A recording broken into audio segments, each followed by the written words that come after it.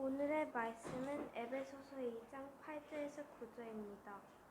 너희는 그 은혜에 의하여 믿음으로 말미암아 구원을 받았으니 이것은 너희에게서 난 것이 아니요 하나님의 선물이라. 행위에서 난 것이 아니니 이는 누구든지 자랑하지 못하게 함이다. 아멘.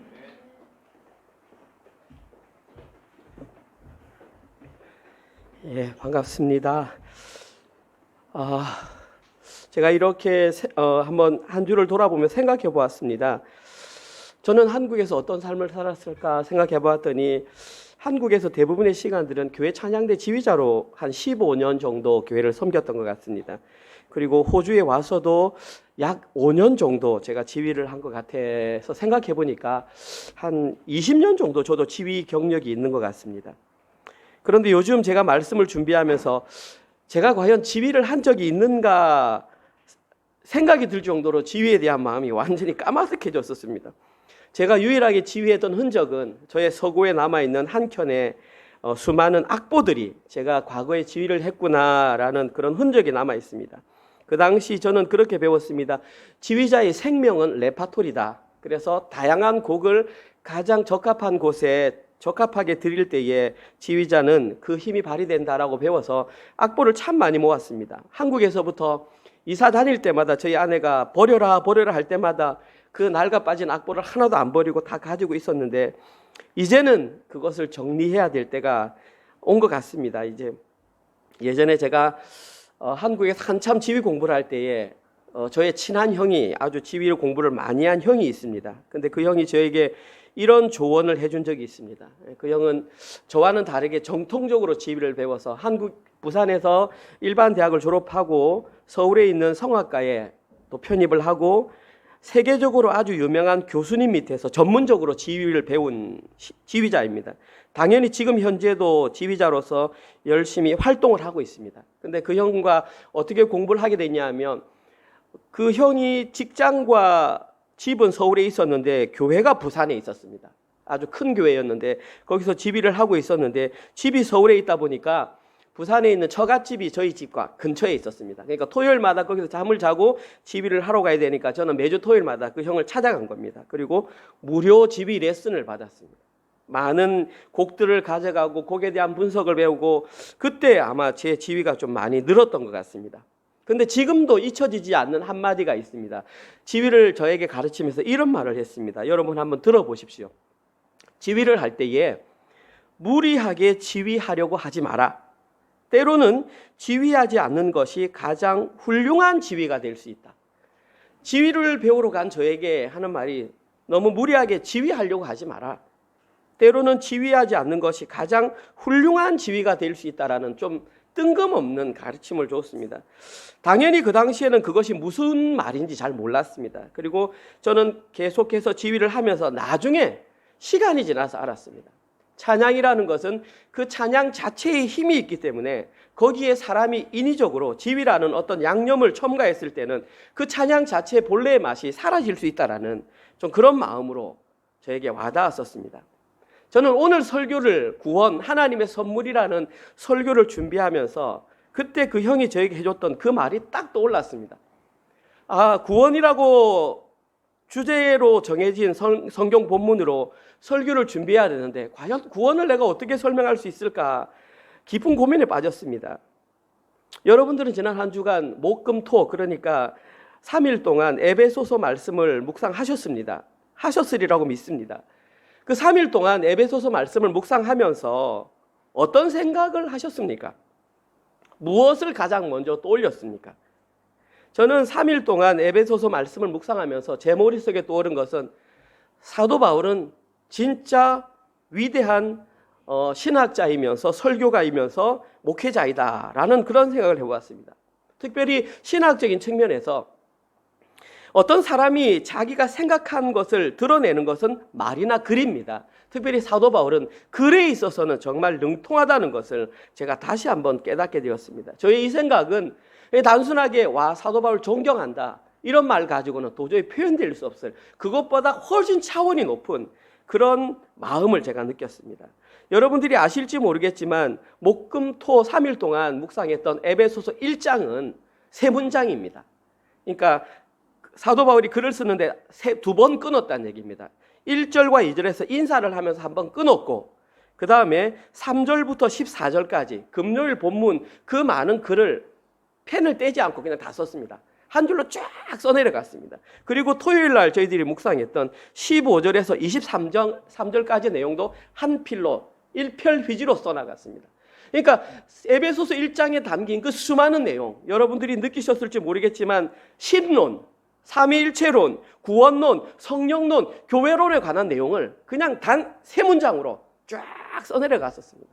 저는 그것을 하면서 와, 이게 가능한가? 글을 써보신 분은 압니다.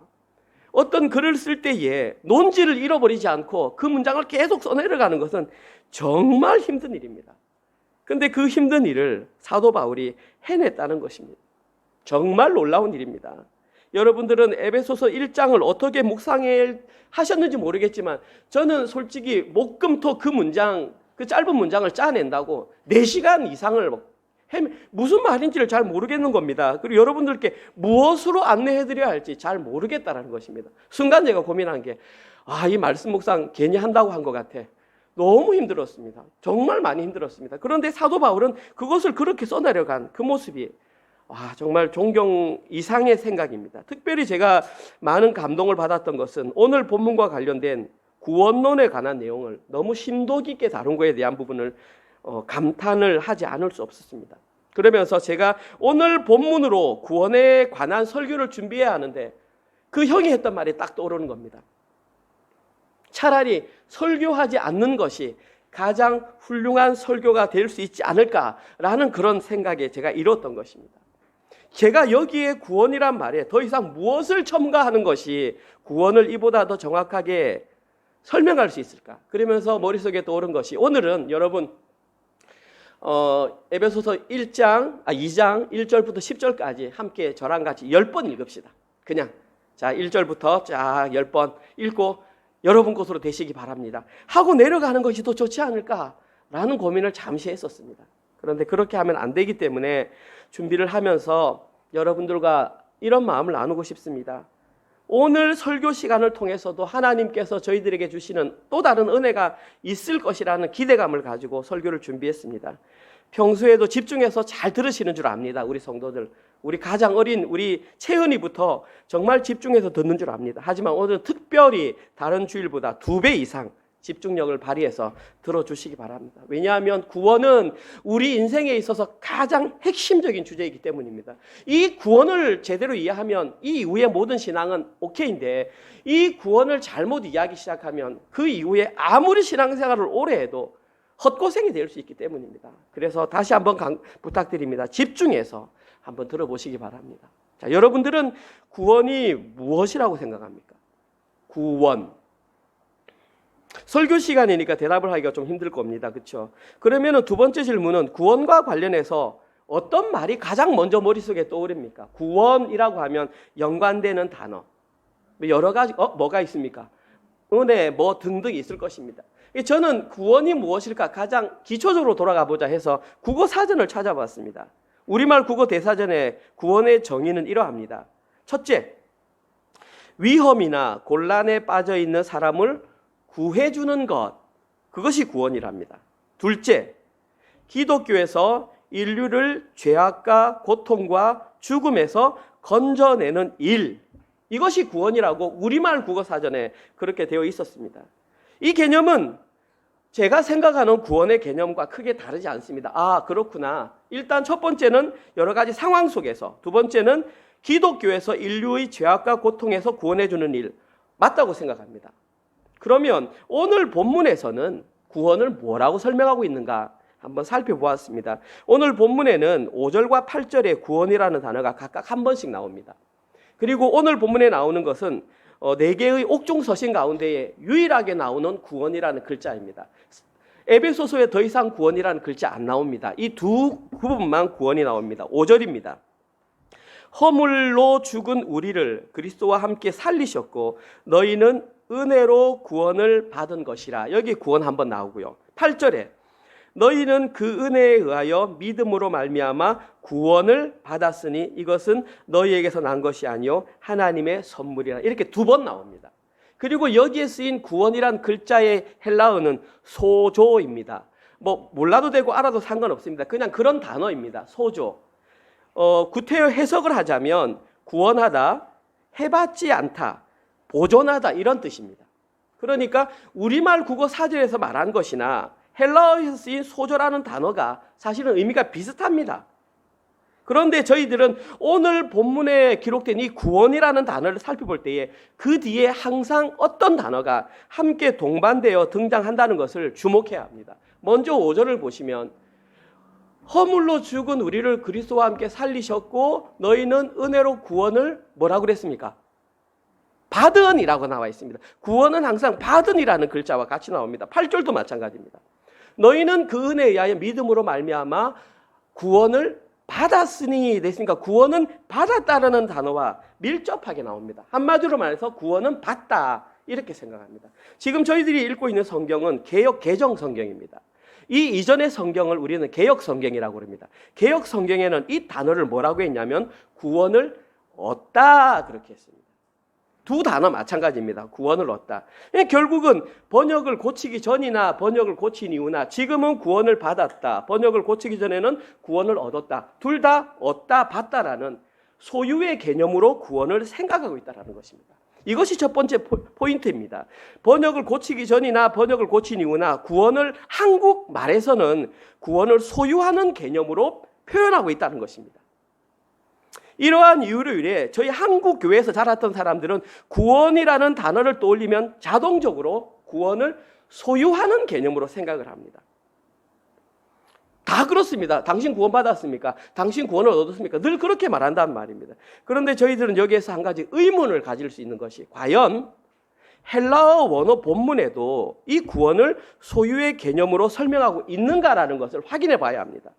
그리고 만약에 헬라어 원문에서 구원을 소유의 개념으로 설명하고 있지 않다면 우리는 지금까지 구원에 관해서 뭔가 조금 이해하는 데 큰 장애를 가졌다라는 것입니다. 쉽게 말해서 구원에 대한 오해를 발생할 소지를 충분히 가지고 있습니다. 결론적으로 말씀드리면 나중에 원문을 볼 거지만 원문에는 구원을 소유한 개념으로 해석하고 있지 않습니다. 아무튼 이러한 이유로 지금까지 한국교회에서는 구원과 관련된 심각한 오류를 아주 많이 양산시켜 왔습니다. 여러분들도 저도 마찬가지입니다. 나는 예외가 아니고 구원에 관련해 들은 사람들은 우리는 그렇게 이해를 해왔습니다. 한국교회가 구원을 소유의 개념으로 가르침으로 인해 양산된 가장 큰 오해는 보십시오. 구원을 천국에 가는 티켓을 소유한 것으로 이렇게 해석을 한다는 것입니다. 여러분 진짜 구원이 천국 갈 수 있는 티켓이 맞나요? 심지어 우리 그런 노래도 있었잖아요. 나는 구원 열차 올라타고서 천국 가지요. 차표 필요 없어요. 등등과 같은 노래를 통해서 우리는 자연스럽게 그걸 접해왔다는 것입니다. 그리고 더 큰 문제는 구원을 소유의 개념으로 이해하게 되면 사람은 본능적으로 그 티켓을 얻기 위해서 반응을 한다는 것이 더 큰 문제입니다. 열심히 노력을 합니다. 구원을 얻기 위해서 교회에서 봉사를 하고 구원을 얻기 위해서 희생을 하고 그것도 아주 열심히 합니다. 과거에 제가 자라던 시절에는 예배당을 많이 지었습니다.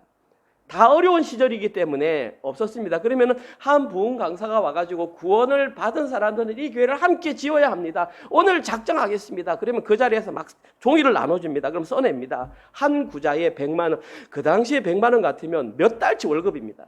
한 구자에 100만 원 하면 옆에 사람이 쓰니까 나도 그냥 같이 써냅니다. 그리고 그걸 써내고 나서 믿음이 없는 사람이 시험에 드는 경우를 너무나 많이 봤습니다. 심지어 어떤 사람은 자기 집까지 팔아서 예배당을 건축하는 경우도 있었습니다. 그들이 그렇게 한 이유는 구원을 받기 위함이었습니다.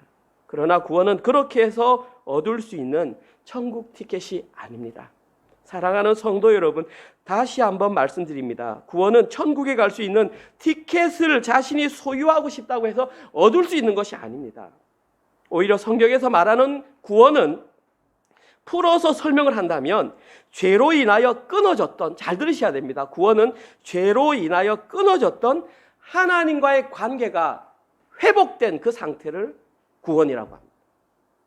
죄로 인해서 아담과 하와의 선악과 죄로 인해서 우리는 하나님과 멀어져 버렸습니다. 그리고 그 관계가 이어진 그 상태를 구원이라고 하는 것이 정확한 개념입니다. 구원은 관계의 개념으로 봐야 합니다. 이것은 오늘 본문 5절과 8절에 기록된 구원을 받았다라는 헬라어 원문을 보면 쉽게 알 수 있습니다. 조금 어려울 수 있으니까 집중해야 됩니다. 여기서 포기하면 그냥 놓쳐버립니다. 일단 5절과 8절에 구원을 받았다라는 단어를 제가 헬라어 그대로 읽어보겠습니다. 에스테 세소스메노이. 어렵죠? 하나도 안 어렵습니다. 에스테라고 하는 것은 비동사입니다. 그냥 우리가 영어로 말하는 비동사입니다. 그런데 왜 에스테라고 쓰느냐? 변형되었습니다. 2인칭 복수. 우리 영어로 이제 비동사 들어갑니다. 영어의 2인칭 비동사는 뭡니까? you. 우리 다 영어권에 살잖아요. 비동사 우리 다 배웠잖아요. you are 아닙니까? 저게 지금 그 에스테라는 뜻이 you are라는 뜻입니다. you are 이 말입니다. 그리고 제가 방금 세소스메노이 말했는데 그게 뭐냐 하면 소조라는 단어, 아까 구원이라는 단어가 2인칭 현재 완료 수동태로 바뀐 겁니다. 영어로 하면 have been saved라는 뜻입니다. 그냥 영어로 하면 you have been saved 이 뜻을 헬라어에서는 그렇게 기록한 것입니다. 이것을 제가 한국말로 그대로 번역하면 너희는 구원이 완료되어진 상태이다. 원어 그대로 제가 그냥 하면 너희는 구원이 완료된 상태이다. 이것이 바로 이 단어의 뜻입니다. 이처럼 성경에서 말하는 올바른 구원의 개념은 죄로 인해 깨어졌던 하나님과의 관계가 회복된 상태를 말하는 것이지 어떤 티켓을 소유했다는 개념이 아닙니다. 그런데 이러한 개념을 제대로 이해하지 못함으로 말미암아 한국 교회에서는 구원과 관련된 너무나 잘못된 오해들이 양산되었습니다. 가장 대표적인 것이 구원파고 또 저희 개혁주의 외에 다른 교파들에서는 행위 구원을 강조합니다. 오해하지 마시고 들으시기 바랍니다. 저는 그 교단들을 비하하고 싶은 마음이 아니라 그들의 교리는 인간이 행위로 구원을 받는다고 가르칩니다. 천주교에서도 행위 구원을 가르칩니다. 그러나 우리 개혁주의에서는 그것이 아니라는 것을 지금 말하는 것입니다. 우리는 구원받아진 상태, 그것을 구원이라고 한다. 자, 그러면 이 수많은 오해를 해소할 수 있는 방법은 없을까요? 있습니다. 당연히 있습니다. 구원과 관련된 오해들을 해결할 수 있는 해독제는 바로 구원의 전제 조건을 제대로 이해하는 것입니다. 저희들이 이 구원의 전제 조건을 제대로 이해하기만 하면 방금 말했던 구원과 관련된 오해들에 대해서는 다 안 빠질 수 있다. 완전히 벗어날 수가 있습니다. 구원의 전제와 전제 조건과 관련된 성경 구절은 오늘 본문 1절, 2절, 3절입니다. 제가 읽어보겠습니다. 그는 허물과 죄로 죽었던 너희를 살리셨도다. 그때에 너희는 그 가운데서 행하여 이 세상 풍조를 따르고 공중의 권세 잡은 자를 따랐으니 곧 지금 불순종의 아들들 가운데서 역사하는 영이라. 전에는 우리도 다 그 가운데서 우리 육체의 욕심을 따라 지내며 육체와 마음에 원하는 것을 하여 다른 이들과 같이 본질상 진노의 자녀이었더니, 일단 여기에서 가장 먼저 주목해야 되는 것은 2절과 3절을 시작하는 첫 단어입니다. 2절을 시작하는 첫 단어는 그때에, 3절을 처음 시작한 단어는 전에는, 둘의 공통점은 구원받기 전, 과거 이전의 우리의 모습을 기억하는 것입니다. 구원받기 전 우리들의 모습은 철저하게 하나님과 관계가 끊어진 상태에 있었다라는 것이 그 전제 조건입니다. 그 상태를 가장 잘 나타내는 것이 1절입니다. 1절 한번 봐주십시오. 우리 함께 읽을까요? 시작. 그는 허물과 죄로 죽었던 너희를 살리셨도다. 일단 결론부터 말씀드리면 이건 굉장히 많이 의역된 것입니다. 한글로는 그는 허물과 죄로 죽었던 너희를 살리셨도다 그러니까 제가 방금 죽었다 그랬는데 한글로는 지금 살리셨도다 돼 있습니다. 제가 영어를 못합니다. 10년이 되는데 영어를 못하는데 구태여 영어를 한번 해보겠습니다. NIV 버전입니다. 성경이 있는 사람은 보십시오. 특별히 청소년들 잘 보십시오. As for you, you were dead in your transgressions and sins. 발음이 서툴렀습니다. 이제 그런 해석은 이해할 수 있습니다. 청소년들에게 묻습니다. 여기에 그는 살았다라는 내용이 있습니까? 없습니까? As for you, you were dead, 죽었다. In your transgression and sins. 여기에 살렸다라는 말이 어디 있습니까? 영어로만 읽어도 이것이 의역됐다는 것을 금방 알 수 있습니다. 살리셨다는 말은 영어 본문에도 없고 원어 본문에도 없습니다. 원어 그대로 읽어볼까요? 한글로. 그리고 너희들은 죽었다. 그 허물들 그리고 그 죄들 너희들의. 여기에는 어떤 것도 그가 살리셨다라는 내용은 없습니다. 오직 한글 본문에만 살리셨다라고 되어 있는데 원어에는 너희들은 죄와 허물들로 죽었다. 하나님과 관계가 회복되기 전에 모든 인간들은 이미 죽어 있다라는 것입니다. 그리고 그 죽은 근거가 뭐냐 하면 허물과 죄로 죽었다는 것입니다. 허물과 죄는 뭘 말할까요? 저희들은 다 압니다. 허물은 어떤 과실이나 잘못이나 이렇게 말합니다. 죄는 가장 머릿속에 먼저 떠올리는 것이 어떤 윤리적인 아니면 법률적인 죄라고 생각합니다. 그러나 원어로 따져보면 허물과 죄는 좀 다른 의미입니다. 일단 허물이라고 하는 이 단어는 두 단어가 결합됐는데 뭐뭐 곁에 라는 단어와 떨어지다라는 단어가 붙었습니다. 다시 말해서 곁으로 떨어지다, 이게 허물입니다. 표준에서 벗어나다, 이게 허물입니다. 그리고 죄라는 단어는 하도 많이 들어서 아실 것입니다. 헬라어 하마르티아, 관역에서 벗어나다, 표적에서 벗어나다, 이게 죄라는 단어입니다. 자, 이제 두 단어를 한번 합산해 보십시오. 허물도 곁으로 떨어지다, 표적에서 벗어나다. 하마르티아, 죄라는 것도 관역에서 벗어나다.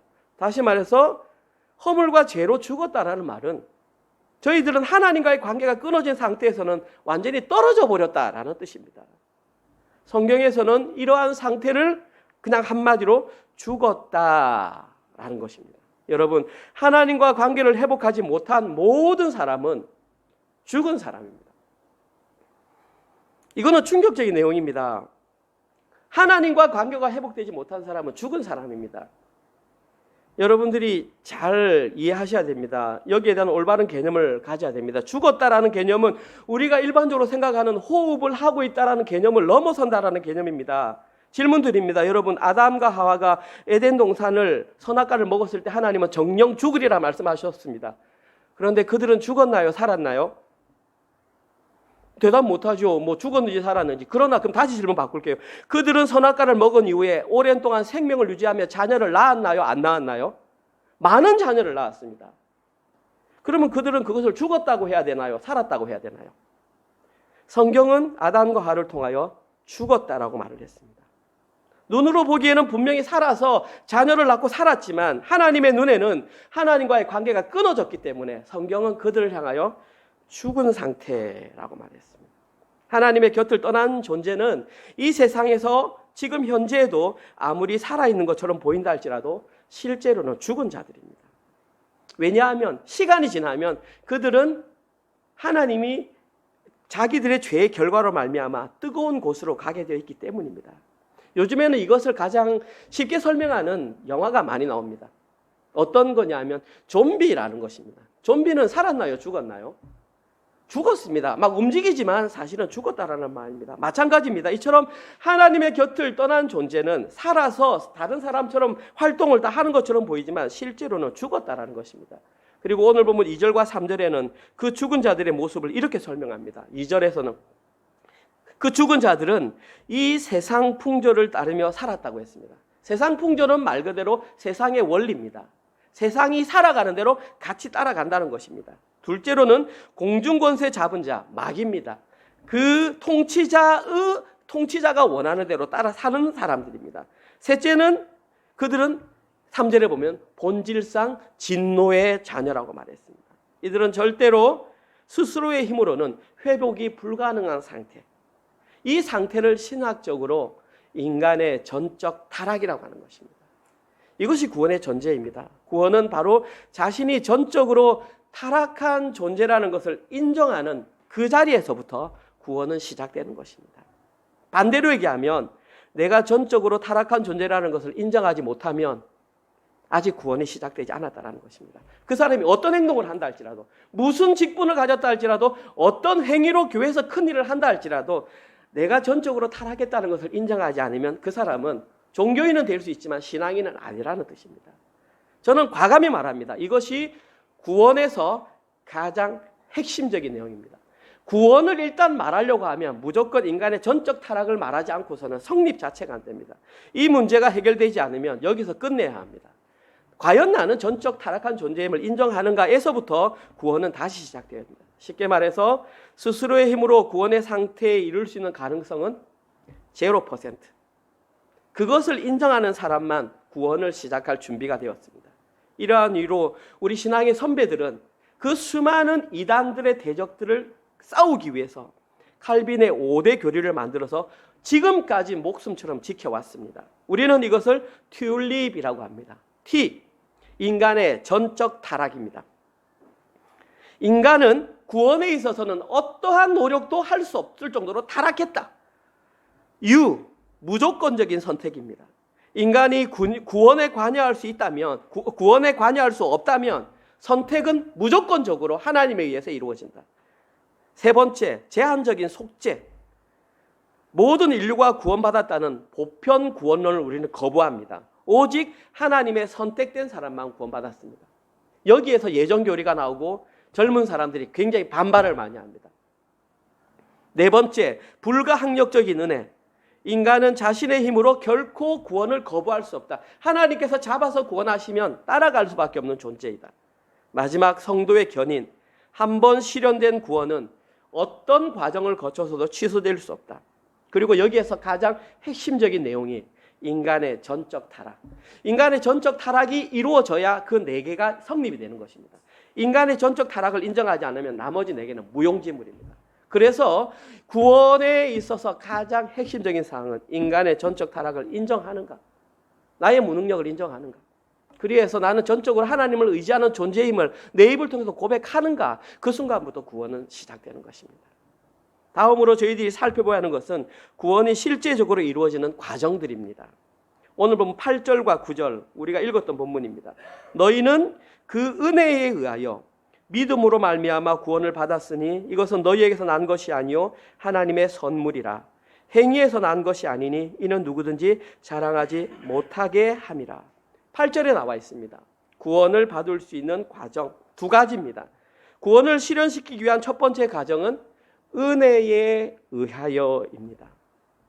여기 은혜에 의하여라는 말은 구원과 관련돼서 근거이자 이유입니다. 이 말을 근거로 혹은 이 말 때문에 구원은 이루어질 수 있다는 것입니다. 그러면 과연 은혜에 의한 구원이 무엇일까요? 은혜라는 말 자체가 긍휼, 호의, 어떤 사람들은 공짜 이렇게 말을 합니다. 이 개념을 자세히 알려주기 위해서 오늘 본문에는 9절에서 반대의 개념을 도입시켰습니다. 은혜에 대한 반대의 개념이 행위에서 난 것이 아니니, 하나님과 깨어진 관계는 결코 그 어떤 인간의 행위로도 하나님의 관계를 회복시킬 수 없다는 사실입니다. 죄인이 구원의 상태에 이를 수 있는 유일한 방법은 하나님의 은혜밖에 없습니다. 인간이 구원의 상태에 이룰 수 있는 것은 100% 하나님의 은혜에 의해서만 가능한 것입니다. 다시 말해서 인간의 행위로 구원받을 가능성은 0%입니다. 실제로 하나님께서는 자기 스스로의 방법으로 자기 백성을 구원하셨습니다. 그 방법이 바로 하나님이신 예수님께서 인간의 몸을 입고 이 땅에 오신 내용입니다. 오늘 본문 읽진 않았지만 5절과 6절입니다. 허물로 죽은 우리를 그리스도와 함께 살리셨고 너희는 은혜로 구원을 받은 것이라. 또 함께 일으키사 그리스도 예수 안에서 함께 하늘에 앉히시니. 하나님께서는 죄인된 인간을 구원하시기 위해서 유일하신 독생자 예수 그리스도를 사람의 몸으로 이 땅에 보내셔서 십자가에 못 박아 죽이셨습니다. 그것이 끝이 아니라 부활하셨습니다. 뿐만 아니라 승천하셨습니다. 중요한 것은 5절과 6절에 기록된 가장 핵심적인 단어는 함께라는 단어입니다. 예수님 혼자 구원하신 것이 아니라 자기가 선택한 자기의 선택된 백성들을 함께 구원하시고 함께 일으키셨다는 것입니다. 이것이 하나님께서 우리에게 베풀어 주신 은혜의 실제적인 모습입니다. 그리고 이 모든 일은 하나님께서 스스로 100% 이루셨습니다. 여기에 인간이 보탠 것은 단 1%도 없습니다. 그래서 죄인인 인간은 구원과 관련해서 하나님께서 주시는 그 은혜를 불가항력적으로 받아들일 수밖에 없는 것입니다. 이러한 이유로 오늘 보면 8절과 9절에서는 이것이 바로 하나님의 선물이며 그 누구도 자랑할 수 없다라고 말을 했습니다. 제가 수요일 날 오신 분들께 간단하게 구원에 관하여 말씀드리면서 마태복음 20장에 등장하는 품꾼의 비유를 말씀드렸습니다. 여러분 다 아시는 내용이니까 안 찾겠습니다. 품꾼은 그 어떤 포도원 농장에 사람들을 찾으러 보냈습니다. 일꾼들을. 그런데 제일 먼저 가서 9시에 집어넣고 11시에 집어넣고 3시에 집어넣고 마지막 오후 5시에 집어넣었습니다. 그리고 그들과 약속하기를 일하는 모든 사람에게는 한 데나리온을 주겠다 약속했습니다. 그리고 오후 5시에 왔던 사람이 한 데나리온을 받으니까 오전 9시에 왔던 사람이 생각하기를 와 나는 더 받을 수 있겠네. 왜냐하면 저 사람은 늦게 왔는데 한 데나리온 받았으니까. 그런데 실제로 자기가 받아보니까 한 데나리온이니까 주인에게 삿대질을 했습니다. 저 사람도 한 데나리온 받는데 왜 나도 한 데나리온을 주냐고. 이 비유가 우리에게 말해주는 것은 구원의 모습이 무엇인지를 제대로 이해하지 못하는 사람은 오전 9시에 들어온 사람처럼 반응하게 된다는 것입니다. 하나님께서 그들에게 한 데나리온씩 나눠준 것은 동일한 구원을 우리에게 주셨다는 것을 의미합니다. 하나님께서 약속대로 그들을 구원해 주셨습니다. 그리고 오전 9시에 온 사람이나 오후 5시에 온 사람이나 그 구원에 관여한 일은 0%입니다. 100% 하나님께서 하셨기 때문에 어느 누구도 자랑하거나 불평을 할 수 없다는 사실입니다. 혹시 여러분 가운데에 그 설교의 비유를 들으면서 와 나도 좀 뭔가 불공평한 것 같아 느끼는 분이 계시다면 그분은 아직까지 구원에 대한 개념을 명확하게 갖지 못하고 있는 사실입니다. 다시 한번 말씀드립니다. 구원은 100% 하나님의 은혜의 결과로 이루어진 하나님의 선물입니다. 여기에 인간은 단 1%도 자기의 힘을 보탤 수가 없습니다. 여기서 구원이 끝나는 것은 아닙니다. 또 하나의 과정이 남아 있습니다. 그 과정이 뭐냐면 구원을 실현시키기 위한 두 번째 과정은 믿음으로 말미암아입니다. 여기에서 말하는 믿음으로 말미암아는 우리의 구원을 완성시키는 도구라고 말할 수 있습니다. 다시 말해서 구원이 완성되기 위해서는 반드시 믿음이라는 도구를 통해서만 구원이 실현된다는 것입니다. 은혜만 받았으니까 이제 나는 마음대로 하면 되겠네. 아니라는 사실입니다. 반드시 믿음으로의 반응이 일어나야 됩니다. 믿음에 관한 장은 우린 이미 배웠습니다. 히브리서 11장. 거기에는 믿음으로 말미암아 구원의 상태에 이르렀던 많은 사람들의 이름이 기록되어 있습니다. 특별히 그 중에서 두 사람을 살펴볼 텐데 이들의 모든 공통점은 믿음을 이론으로 받아들인 것이 아니라 순종으로 반응했다는 사실입니다. 대표적인 인물이 아브라함입니다. 아브라함은 100세에 낳은 아들 이삭을 하나님께 제물로 바치는 순종을 보였습니다. 두 번째 인물은 라합입니다. 라합은 여리고성의 기생임에도 불구하고 이스라엘의 정탐꾼을 살려주는 순종의 모습을 보여주었습니다. 그러면 이들은 어떻게 그 믿음을 순종으로 연결시킬 수 있었을까요? 그것은 바로 영적인 눈이 뜨여서 구원이 무엇인 줄 알고 하나님을 100% 신뢰하였기 때문입니다. 이것이 믿음으로 말미암아의 정의입니다. 이처럼 믿음은 하나님을 전적으로 신뢰하는 100% 신뢰하는 모습으로 드러날 때에 그 믿음이 진짜 믿음이 되는 것입니다. 믿음이 단순하게 제가 지금 설교하는 내용 몇 글자를 알아듣고 요 앞에 했던 서원, 그 앞에 했던 또 뭡니까? 희년, 이 내용들 목사님이 무슨 말을 하는지 알겠어. 그걸 지식적으로 이해하는 것을 믿음이라고 말하지 않는다는 사실입니다. 그거는 단순한 지식적인 동의입니다. 또한 구원을 마치 자신의 문제를 해결하기 위해서 하나님께 나와가지고 내가 이 문제를 있습니다. 갖다 하나님께 무조건 맡기는 그것을 믿음이라고 말하지 않습니다. 진정한 믿음은 100% 하나님을 신뢰함으로 내게 있는 그 문제를 그대로 가지고 하나님께 나아가서 하나님을 의지하는 그것이 바로 우리가 말하는 믿음이라는 것입니다. 진정한 믿음은 하나님을 100% 신뢰하는 믿음입니다.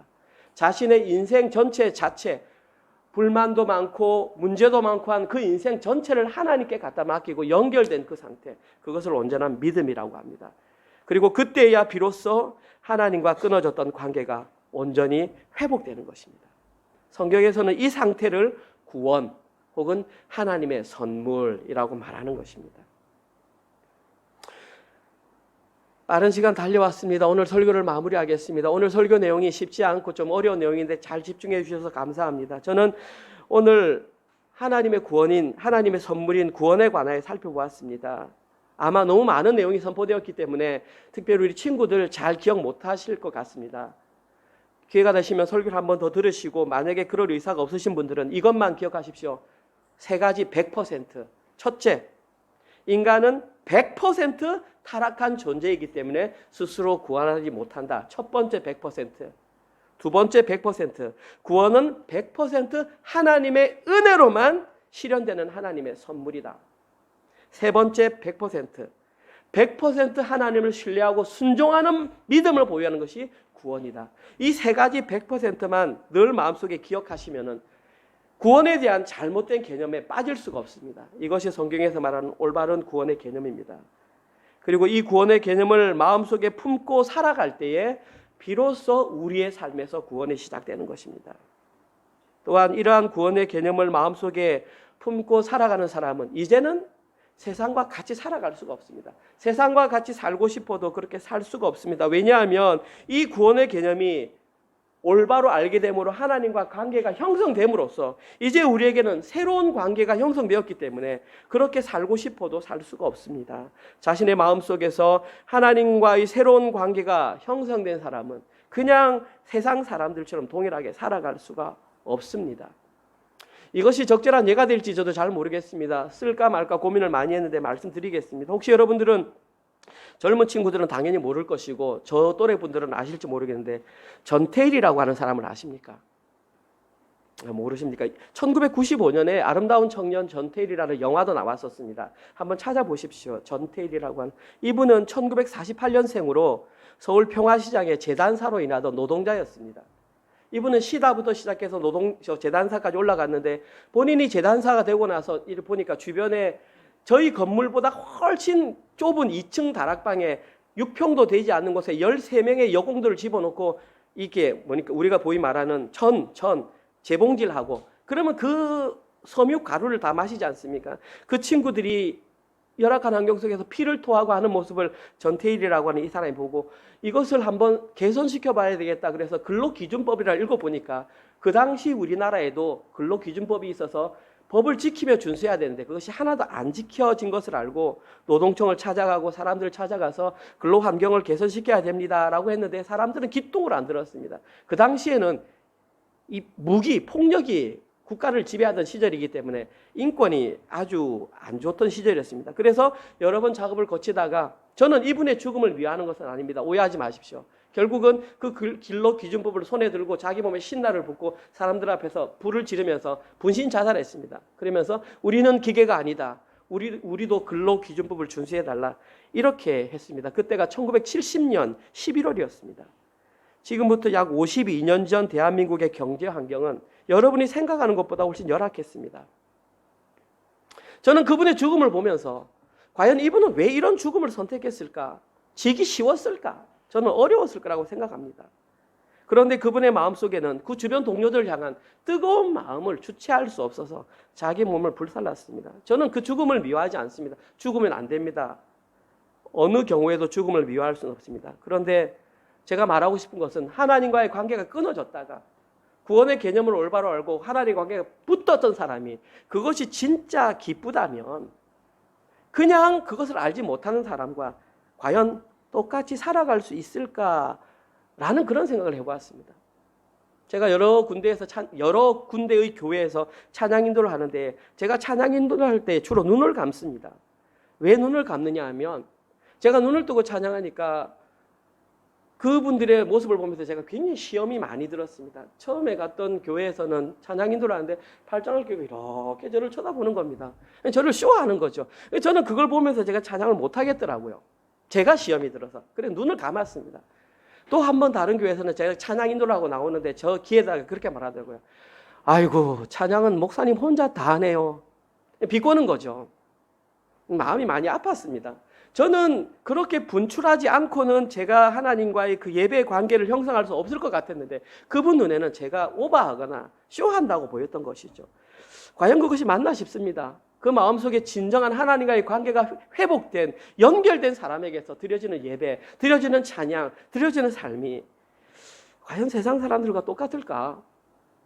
저는 그렇지 않다고 생각합니다. 둘 중에 하나는 거짓입니다. 못 깨달았든지 아니면 뭐 또 다른 이유가 있든지 저는 깨달은 사람은 당연히 그렇지 않을까 저 생각합니다. 우리 이 개념을 우리 청소년 친구들과 청년들이 진짜 알았으면 좋겠습니다. 특별히 젊은 친구들이 이 개념을 잘 알아서 실제 삶으로 남은 시간 동안 그렇게 살았으면 좋겠습니다. 그래서 우리 친구들이 비록 우리가 작은 교회지만 이 시드니 땅을 발칵 뒤집었으면 좋겠습니다. 시드니에 있는 모든 교회 다니는 사람들이 구원을 이론적으로만 아는 것이 아니라 실제 삶으로 저렇게 살아내는 아이들이 있구나, 그런 청년들이 있구나, 나는 우리 은혜로 교회 성도들이 보여줬으면 좋겠습니다. 그러려면 말씀 묵상하고 성경 읽어야 되고 기도해야 됩니다. 제 설교 한 편 들어서 그건 안 됩니다. 매일매일 하나님과의 관계의 끈을 연결하기 위해서 부단히 애를 쓰고 끊어야 될 것들이 있으면 끊고, 그렇게 해야 이게 일어나지, 하고 싶은 거 다 하고 이런 것은 안 일어납니다. 이런 부분에 있어서는 하나님께서 심은 대로 나게 하는 원리는 적용되는 것입니다. 말씀 묵상, 성경 읽기, 기도 좀 열심히 해 주십시오. 저는 저희 교회가 이 땅 가운데 설립된 존재 목적은 말씀대로 살고 거룩한 삶을 살아내는 사람들이 한 명이라도 있다는 것을 보여주기 위해서 우리 교회가 설립되었다고 생각합니다. 이번 한 주도 구원의 300%를 잘 기억하시면서 하나님과의 관계가 회복된 구원의 기쁨을 마음껏 누리시는 우리 모든 은혜로 교회 성도들 되길 주님의 이름으로 축원드립니다. 아멘. 우리 모두 자리에서 일어나셔서 찬송가 536장 죄짐에 눌린 사람은 우리 함께 찬양하시겠습니다. 하나님, 오늘도 에베소서 말씀을 통해서 하나님의 자녀들이 들어야 할 구원의 말씀을 알려주시니 감사합니다.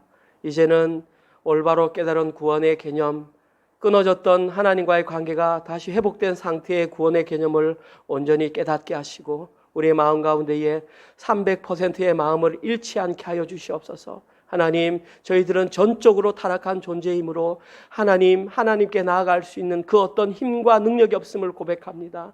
또한 하나님, 저희들이 구원받은 것은 100% 하나님의 은혜임을 고백합니다. 또한 하나님, 그 은혜를 힘입어 저희들이 믿음의 삶을 통하여 100% 하나님을 전적으로 신뢰하는 모든 성도들이 되기를 소망합니다. 하나님, 그러한 마음으로 하나님 한 주간 동안 벌어들였던 저희들의 하나님 아버지여 헌금을 하나님께 올려드립니다. 이것은 우리가 물질을 드리는 것이 아니라 우리 자신을 하나님께 드리는 마음으로 드렸습니다. 하나님, 이것이 사용될 때마다 오직 하나님의 나라 확장과 선교사님들과 이 땅에 교회가 세워지는 곳에 하나님 그 헌금이 사용될 수 있도록 은혜 내려 주시옵소서. 이제는 우리 주 예수 그리스도의 은혜와 하나님의 사랑하심과 성령님의 위로교통 감화 깨닫게 하심, 인치심이 우리에게 주셨던 그 구원에 관한 올바른 개념을 깨닫고 하나님, 우리는 전적으로 타락한 존재이며 오직 하나님 은혜로만 구원받았으며 100% 하나님을 신뢰하며 살아가기로 결단하는 우리 모든 은혜로 가족들 머리 위에와 지금 이 시간에도 자신의 목숨을 내어놓고 주의 복음을 증거하는 우리 선교사님들의 사역과 그들의 가정과 그들의 자녀들 머리 위에 지금부터 영원토록 함께 있을지어다. 아멘.